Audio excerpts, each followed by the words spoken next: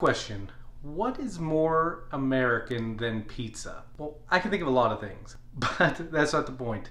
As Americans, we eat a ton of pizza. Making one is easier than you probably think. Today we're kicking it grandma style with making a deep dish pizza that's not quite Chicago, it's not a stuffed pizza, but this one is a sheet pan, thick crust pizza. Stick with me, let's go ahead and make this. The first thing we have to do is give our yeast a really nice environment to live in, and start off with 11 ounces of water. We're going to go take that water and get it up to 100 degrees or so Fahrenheit. Okay, once you have the 11 ounces of water up to about 100 plus or minus a couple degrees, you don't want it to be too much hotter than this because you don't want the yeast to die while they're eating the sugar that we're going to put in this water.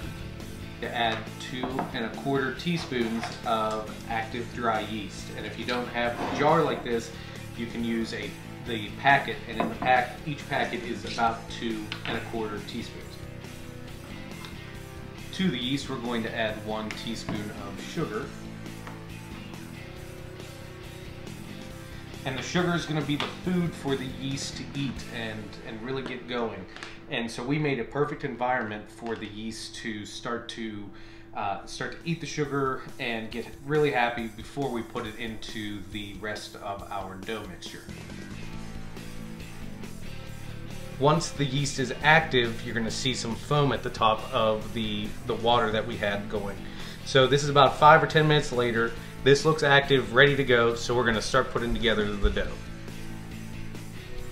Into the bowl of our KitchenAid mixer, we are going to put in 16 ounces of 00 pizza flour. To the pizza flour, add 2 teaspoons of kosher salt.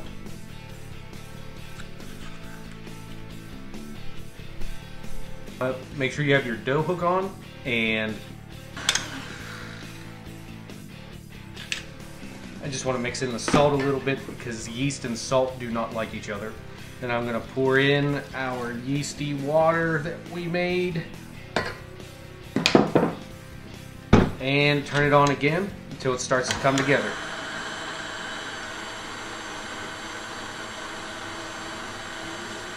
I use a spatula on the sides to help the dough come together if it's starting to get stuck up there. Now that things have come together some, I'm going to add 1 tablespoon of olive oil.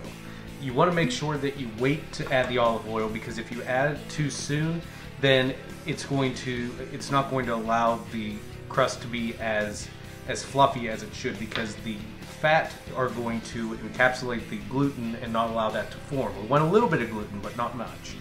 So I'm adding my 1 tablespoon of olive oil. Then turn it back on until everything comes together. Once the dough is stopped sticking to the sides, then it's time to do the final knead. A little bit of flour down.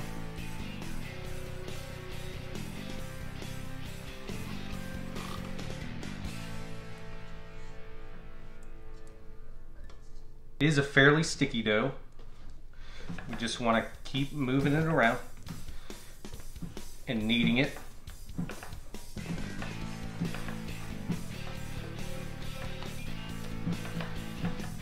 The mixer did most of the work.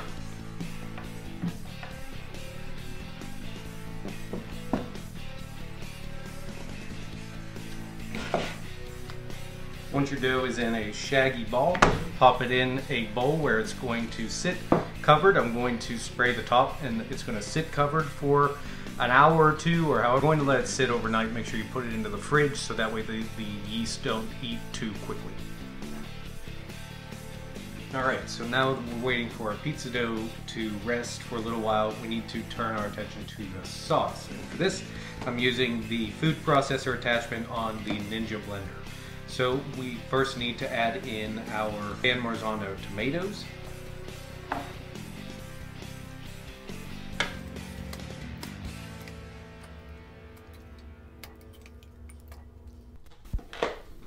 here I'm adding just a little bit of sugar because the tomatoes themselves are slightly acidic and can have a little bit of a tinny twang coming right out of the can. So just add a little bit of sugar and that'll help that out. Some garlic, again to taste, depends on what garlic you like it. Oregano, basil, kosher salt, pepper flakes, olive oil,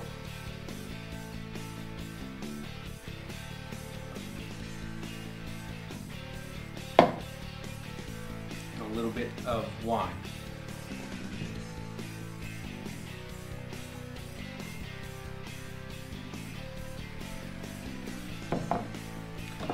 Then put your top on and give it a go. All right, let's give it a taste.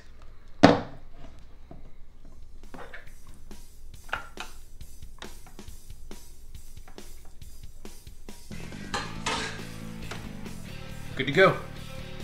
If you do nothing else to step up your pizza game except for one thing, it is the type of cheese that you use. This is mozzarella, but it is whole milk, low moisture mozzarella. Typically in the bag, you're gonna get part skim or skim milk, low moisture, and it doesn't do the right melting on the pizza whenever you put it on. So make sure you get whole milk, low moisture mozzarella.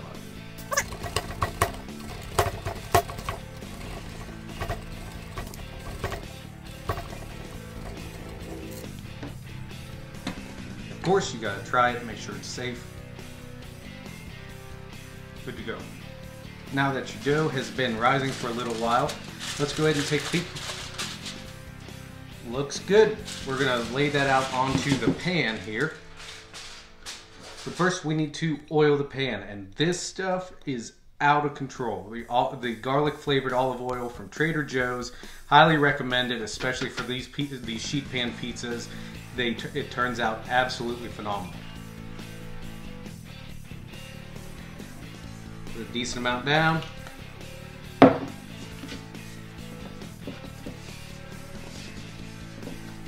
This is a recipe you get your hands messy with, so don't be afraid.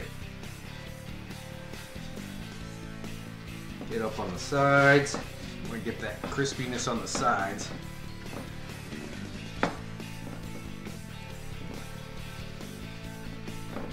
All right, now we lay out our dough. All right, looks good.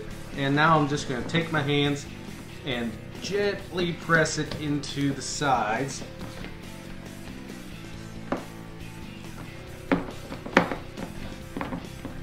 If it comes back like mine is, that's okay. We're gonna let this rest for a little while. So it's not a problem if it's kind of being finicky.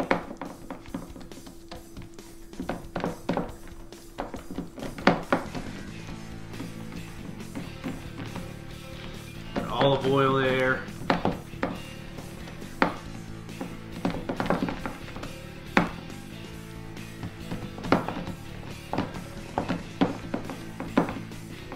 Yeah, I'm not worried that it didn't get into the corners yet. We're gonna let it rest for a couple minutes. Hopefully the gluten relaxes a little bit and it'll be a little bit easier to play with. So just let this rest for 10 minutes and we'll come back to it. All right, now our dough's been resting for about 10 minutes. I'm still trying not to touch the outside because I want that crust to really pop up. And if we work it too much, then we risk it not being very fluffy and chewy and more of a dense pizza crust. So just wanna, I'm not worried if it doesn't get to all the sides, it's still gonna taste really good. So now make it up however that you like it to be. First I'm gonna put on our sauce that we made. Look at that. Look at that. Now we don't want a little pizza with our sauce, we just want a little sauce with our pizza. So I'm just gonna put a little bit more. I wish I had one of those ladles that people say is the perfect amount of sauce for a pizza. I don't have one of those, but it'd be nice if I did.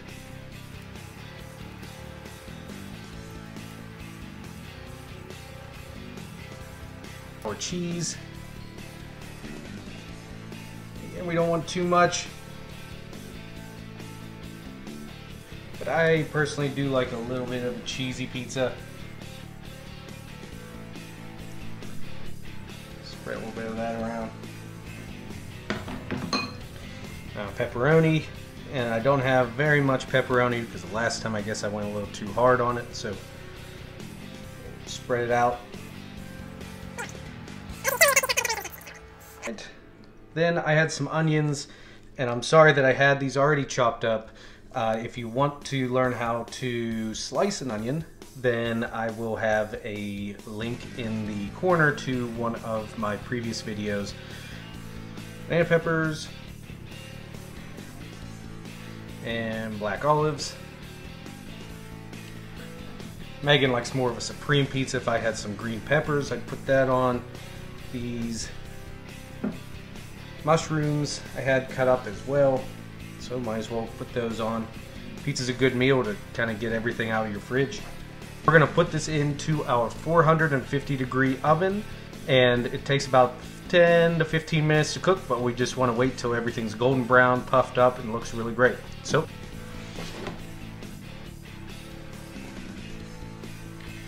alright, our pizza is done. Wish that I could show you the underside of this because it is just right. It's super crispy. You can just hear it whenever I pick it up with that knife. So what I'm going to do is take it off of this hot pan, put it onto a cooling rack so it'll sit there for a couple minutes until we're ready to slice. Okay, our final step is to cut this bad boy. So I have a regular pizza pan here, and so I'm going to transfer that onto the pizza pan, this pizza cutter, and cut it wherever you'd like. I'm just going to go down the middle. We typically eat some and then save some for another time, another meal. So I'm just going to cut a couple slices just so I can show you what I'm talking about with this crust.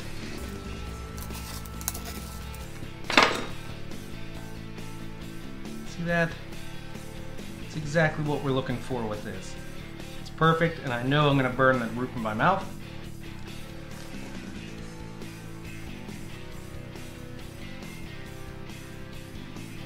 But the flavors are perfect. The only thing, if you have any extra sauce, don't know what to do with it, dip it in. There you go. Thanks for joining in, everyone. Awesome job. Hope you went through, were able to get everything. The dough, not that bad. A little bit of active time, a lot of rest time. The sauce, just open some stuff up, throw it in, blend it up. It's a more flavorful sauce than you're gonna get out of a can, I guarantee it. Making things yourself typically adds a little bit more flavor, and you don't have a lot of preservatives. I want to give a quick shout out to my man Josh Elsass, who is getting through the coronavirus stuff with eating some pizza and giving a review on frozen pizzas. Dude, I hope you give one of these a try, or these sheet pan pizzas. Everyone else, thank you so much for joining in.